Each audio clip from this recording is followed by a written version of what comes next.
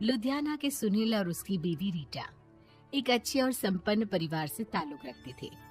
एक दिन रीटा की भाभी उसके घर आती है। रीटा, तुझे तो पता है तेरा भाई कुछ नहीं करता, ऊपर से 2 बच्चों की जिम्मेदारी, बेटी भी बड़ी हो गई है। तू तो बुआ है, कुछ मदद कर सकती है तो कर देना। कहाँ पैसे हैं भाभी, बस समझ लो किसी तरह हम लोग भी दिन काट रहे हैं। 2 ही तो कार है और मेरी बेटी भी बड़ी हो रही है। अब उसके लिए कार लेनी है तो 10 लाख का खर्चा तो लग ही जाएगा। तभी वहाँ सुनील आ जाता है। अरे शशि, क्या है, तू हमेशा पैसों के लिए परेशान क्यों रहती है? वैसे क्या जरूरत थी बेटी की शादी इतने बड़े घर में तय करने की? अरे पैसे नहीं थे तो ऐसे ही कर देती कहीं शादी।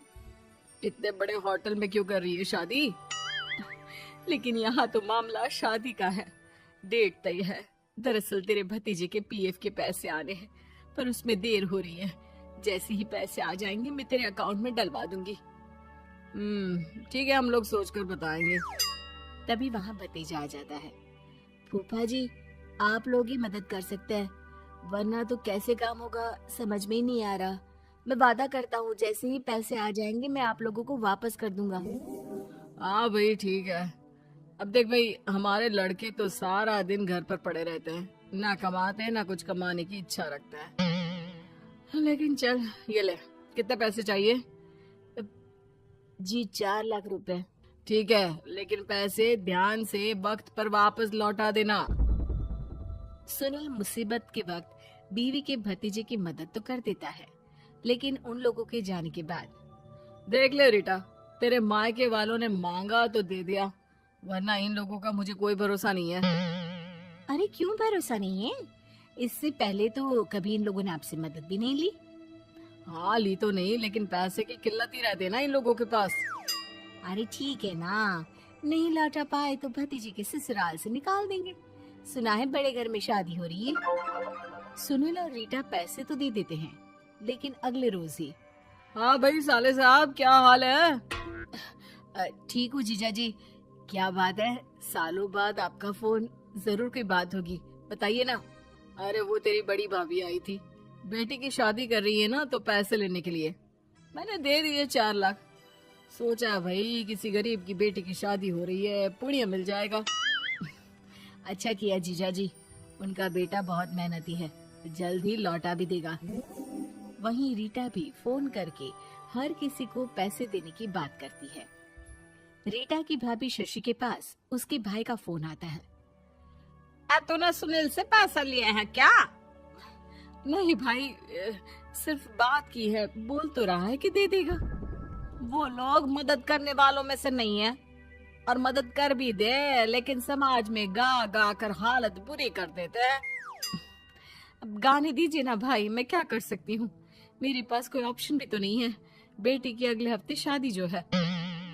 शशि की बेटी की शादी हो जाती है, लेकिन शादी के 1 महीने बाद ही सुनील का फोन भतीजे के पास आता है। हाँ भाई, शादी तो हो गई हम लोगों की दुआ से। अब देख, ऐसा ही फायदा होता है पैसे वाले रिश्तेदार हो तो। तेरे वक्त पर हम कैसे खड़े हो गए थे, लेकिन अब पैसा लौटा दे भाई। जी, मैंने पीएफ के लिए अप्लाई कर दिया था, उसकी नोटिफिकेशंस मैं आपको भी भेज देता हूँ। मुझे लगता है 10 दिन में पैसे आ जाना चाहिए। जैसे ही पैसा आएगा मैं आपके अकाउंट में डाल दूंगा। और ना जी ना, कोई नोटिफिकेशन नहीं चाहिए, पैसा चाहिए, पैसा। ठीक है अंकल, बस 10 दिन का समय दे दीजिए। अभी हफ्ता भी पूरा नहीं होता कि भतीजे के पास उसके गांव के दूर के चाचा का फोन आता है। अरे बेटा, क्या बात है, सुनील के कोई पैसे ले रखे हैं तो दे क्यों नहीं देता? हाँ चाचा जी, बात तो हुई थी, 10 दिन का वक्त मांगा है, उम्मीद है हो ही जाएगा। अरे फोन कर रहा है, रोज बता रहा था कि बेटी की शादी में मदद की थी। अब क्या है ना, भले ही शादी 10 दिन रोक देते, लेकिन सुनील से मदद नहीं लेनी चाहिए थी। याद है ना, मधु की मदद करके कितना बदनाम कर दिया था उसने पूरे घर को सोसाइटी में। हाँ चाचा जी, मैं भी यही सोच रहा था कि उन लोगों से मदद नहीं लेनी चाहिए थी। कई लोगों के फोन आ चुके हैं। वहीं रीटा अपनी भाभी को फोन कर देती है। क्या है भाभी, कब पैसे लौटाओगी? पता है ना ये कितना बोल रहे थे, तुम्हारे बोलने पर मैंने पैसे दिए हैं। भाभी अब तो आपके बेटे की कार बेच दो और हम लोगों के पैसे दे दो। अरे लेकिन रीटा, बात तो 3 महीने की हुई थी ना, अभी तो 2 महीने भी नहीं हुए पैसा लिए, थोड़ा तो सब्र करो। नहीं नहीं भाभी, वैसे मेरा बेटा टिक्कू आ रहा है आप लोगों के घर रहने के लिए, उसको अच्छे से खिलाना पिलाना, समझी। भाभी को समझ में नहीं आता कि वो क्या करे। वो बेटे से बात करती है। अरे माँ, इन लोगों से मदद लेकर सच में बहुत बड़ी गलती कर दी। मुझे खुद समझ में नहीं आता कि कैसे इन लोगों के पैसे जल्द से जल्द दे दूं। तभी डोरबेल बजती है और रीटा का बेटा टिक्कू घर में आता है। आओ बेटा, मामी के घर पहली बार आए हो रहने। आप पापा बोल रहे थे कि आप लोग पैसे का ब्याज तो दे नहीं पाओगे, तो तब तक मैं यहीं रह लूं।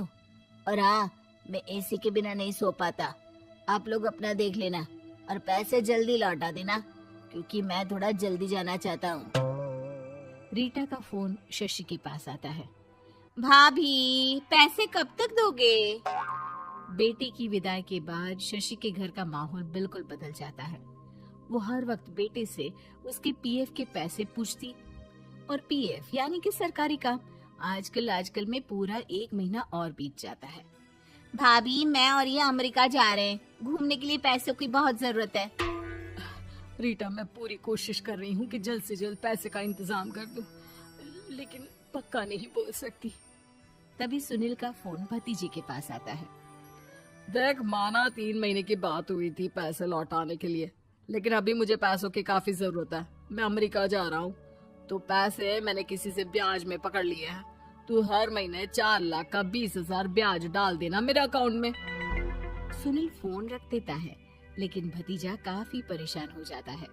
वो ऑफिस से शाम को घर आता है कि माँ पूछती है, क्या हुआ बेटा? बेटा माँ को सारी बात बता देता है।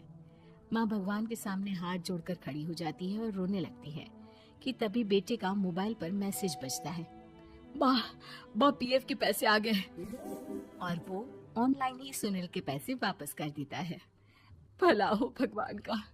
लेकिन आज एक बात तो समझ में आ गई, मदद हमेशा उन लोगों से लो जो मदद के बदले आपसे मदद में दी गई रकम ही वापस लें, ना कि समाज में आपकी इज्जत।